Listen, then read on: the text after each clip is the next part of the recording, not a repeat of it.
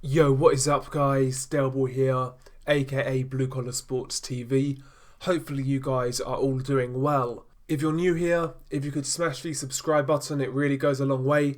And also, if you could hit the like, that also really helps me out. When you do that, it just gives the channel a bit more visibility, and I believe it helps it in the algorithms.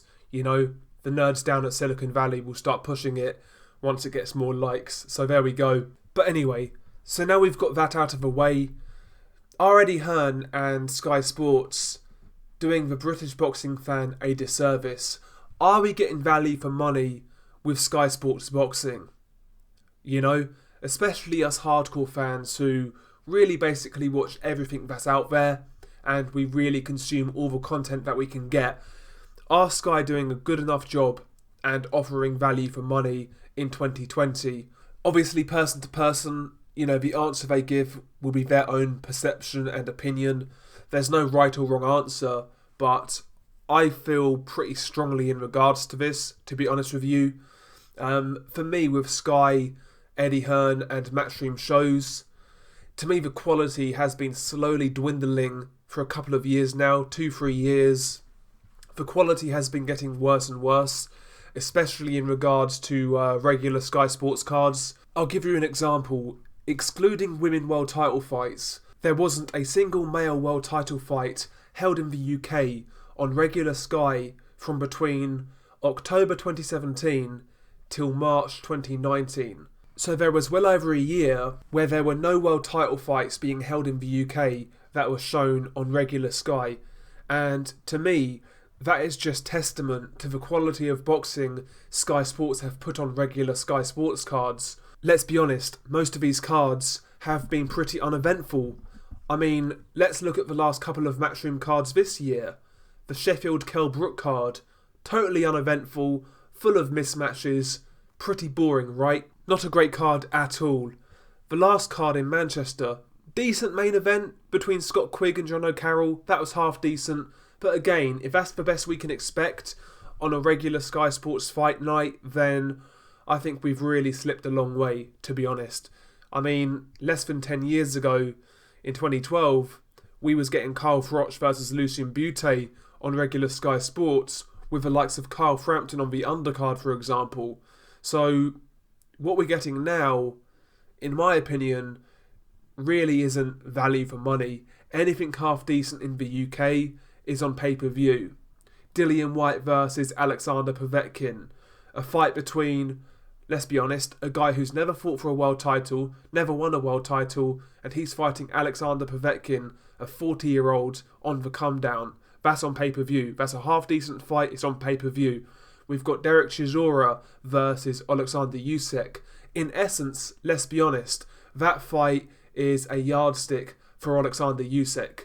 Chisora is the ultimate nearly man of the heavyweight division. He's always been thereabouts, but he's never been good enough to make that next step. And yet here he is, in 2020, headlining a pay-per-view. I mean, I'll put it to you like this. If somebody told you, after Chisora's loss to Tyson Fury in the rematch, that Chisora, 5 or 6 years on, will be fighting and headlining on Sky Sports pay-per-views, you would have laughed at them. You would have called them crazy. But here we are, 2020, Derek Chisora is headlining a pay-per-view. I've got no problem with Derek as a fighter. I think he's a hard worker. He's a very tough guy. But is he a pay-per-view quality fighter, really? A guy with, 9 losses now? A guy who's never really proven himself at world level. He's always come up short. Should this guy really be on pay-per-view? Against Alexander Usyk, who is essentially using him as a yardstick. That's what this fight is. But even that type of fight gets on pay-per-view these days. You know? And, you know, we have Joshua versus Pulev on pay-per-view. Listen, Joshua's a cash cow regardless. I can understand that one. But Kubrat Pulev, really? You know, that's a terrible opponent for a pay-per-view card, as far as I'm concerned. A terrible main eventer. I know it's a mandatory. I know Joshua is what he is. But I'm not paying for that. That's not value for money.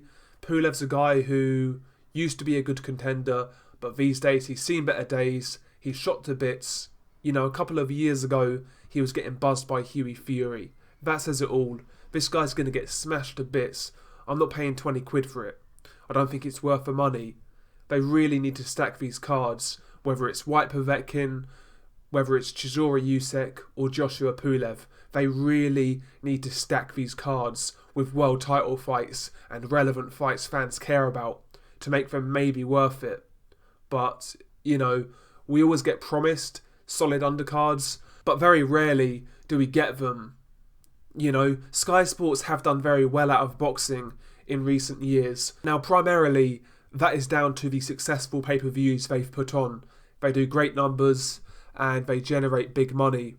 And that's great, but surely Sky have to put some of that back into boxing so we can actually have shows of a decent level and decent quality. Eddie Hearn always says that Sky don't really pay enough for TV revenue on regular shows, so it's hard to actually make those shows, you know, stacked, and it's hard to make world title fights. Well, you're making bank off pay-per-view. You know, for the long-term health of the sport, you could at least, you know, trickle a couple of percent back into boxing and put it into your boxing budget for regular Sky Sports shows. I'm not saying you need to invest the whole lot. People need to make money, I get that. But come on now. It's ridiculous. It feels like the fans are being fleeced and we're really not getting great value for money. I'll put it to you like this. On Sky, if you buy all the pay-per-views, you are going to be shelling out £60, assuming the pay-per-view cost is back to 20 quid. And for that £60, you're getting Usyk versus Chisora, White versus Povetkin, and Joshua versus Pulev. Is that really worth £60 right there?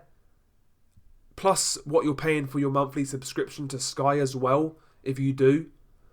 Is that really worth that money? Those 3 fights? I don't think it's good enough, to be honest. I really don't think it's good enough. And that's why I'm really, really back in the zone to come to the UK and hopefully shake a few things up, to be honest. Because a lot of people here are getting priced out of watching boxing. You know, people always kind of cuss out streamers and say they steal from fighters. Well, technically that is true, but listen, if somebody gets priced out, they're still going to find a way of watching it. A lot of people would like to pay for boxing and support it, but if they don't feel it's cost effective and they feel they're getting the piss taken out of them, they're going to watch it by other means. And it is what it is, you know. I mean, they could start with getting rid of some of these clown presenters on Sky Boxing.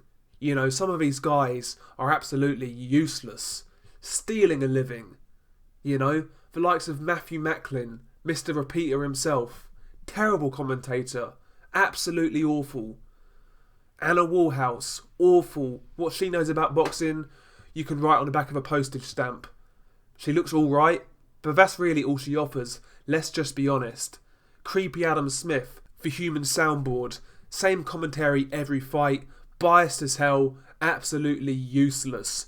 Johnny Nelson, say no more, awful. Paul Smith, who sometimes commentates, awful. Tony Bellew, who sometimes commentates and offers analysis, awful. All of these guys are biased and trash as hell. When I say Sky Sports need to increase the level of product they're offering, I don't only mean fights. That is obviously the main thing and the most important thing, but also they need to fire some of these commentators and pundits because they're awful. They're so biased, they never give fair takes, they never praise the away fighter. You know, Sky Sports has this like jobs for the boys kind of environment where all of these ex-Matchroom fighters pat each other on the back and they basically cheerlead for the Matchroom fighters and Matchroom brand. It's as simple as that, as Tony Bellew would say. I cannot stand the commentary and pundit work on Sky Sports Boxing. I think it's the worst of the worst. You know, I genuinely believe you could get scrubs off YouTube and they would do a better job. Completely useless. And the quality of shows is just getting worse and worse. And anything half decent is behind a pay-per-view wall. And any card that is half decent, it's always Matchroom USA and on in America, 4 o'clock in the morning. What on earth are we left with?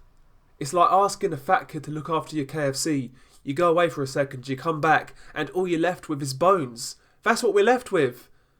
Absolute nothing. It's not good enough, man. We're paying far too much for very little. The quality of Sky shows needs to improve. And listen, Eddie himself said a couple of years ago, yes, maybe there is more pay-per-views, but having more pay-per-views will actually increase the level of the regular Sky Sports fight nights. Has that happened? I've not seen it. I've not seen it.